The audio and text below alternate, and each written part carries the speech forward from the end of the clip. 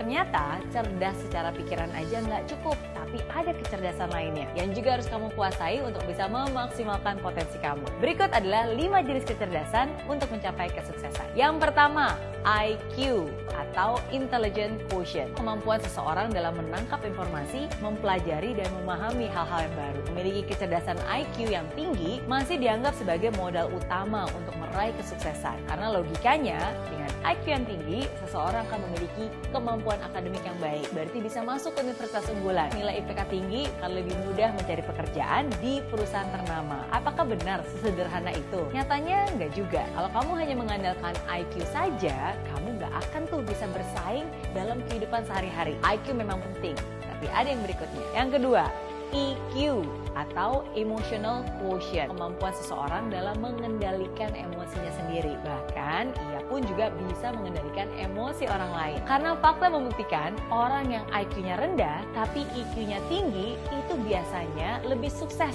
dibandingkan mereka yang IQ-nya tinggi tapi EQ-nya rendah. Hal ini juga terbukti nih dari riset perusahaan konsultan yang meminta direktur dari 100 perusahaan terbesar di United States untuk memberikan alasan utama kenapa mereka memecat pegawainya. Hanya 30% alasan dari mereka untuk memecat pegawainya hanya karena tidak kompeten. Sisanya, pegawai itu dipecat karena mereka nggak mampu untuk bekerja sama dengan pekerja lainnya, nggak jujur, selalu membawa aura negatif, dan juga kurang termotivasi. Well, dari hasil riset ini telah dibuktikan bahwa kecerdasan emosi lebih penting daripada sekedar kompetensi. Seorang yang memiliki kecerdasan emosional yang baik, mereka tidak akan membiarkan perasaannya menghancurkan kinerja profesionalitasnya. Ia akan tetap bekerja semaksimal mungkin, meskipun sedang merasa jengkel, kecewa, atau bahkan sedih-sedihnya. Percuma punya IQ tinggi, kalau dikit-dikit ngambek nggak bisa kendalikan emosi. Orang yang mampu mengelola emosinya secara baik akan mampu mengendalikan perasaannya untuk mencapai tujuan yang diinginkannya. Memiliki IQ tinggi memang akan membantu meningkatkan kompetensi kamu, tapi punya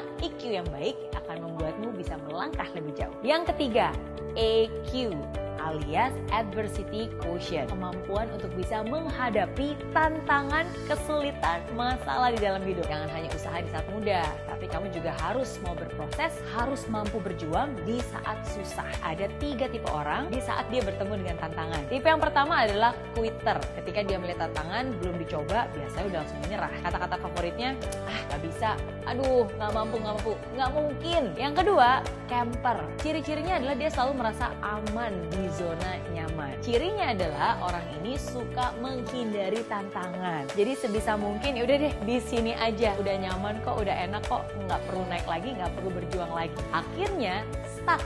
Nggak bisa maju, tapi juga nggak bisa mundur. Walaupun sekalipun dia juga berusaha, ya tapi berusaha untuk bersenang-senang saja dengan usaha seadanya, semampunya, semasa masih nyaman, dan cenderung menghindar dari cobaan. Tipe yang ketiga, climber. Mereka bisa melihat harapan di balik penderitaan. Keinginan yang besar menjadikannya tidak mudah terpengaruh dengan lingkungannya. Bahkan lingkungan sekitarnya lah yang nantinya akan terpengaruh oleh sikap positifnya. Selalu memiliki kepercayaan diri yang tinggi, membuat dia bergairah untuk mencapai tujuan hidup yang lebih baik lagi. Yang namanya tantangan itu adalah makanan sehari-hari. Orang yang memiliki adversity quotient yang tinggi, dia akan bisa mengubah tantangan menjadi sebuah kesempatan. Ingat ya, kecerdasan itu memang penting, tapi ada juga yang lebih penting, yaitu kemauan. Kecerdasan kamu nggak akan bisa membawa kamu kemanapun juga kalau tidak ada niat, kalau tidak ada kemauan. Tapi sebaliknya, walaupun kamu bukan orang yang paling pintar, paling cerdas, tapi kalau kamu punya kemauan yang luar biasa, mau belajar, mau berproses, mau bangkit dari kegagalan, mau terus belajar dan mencoba, kemauan itu tuh yang nantinya akan membawa kamu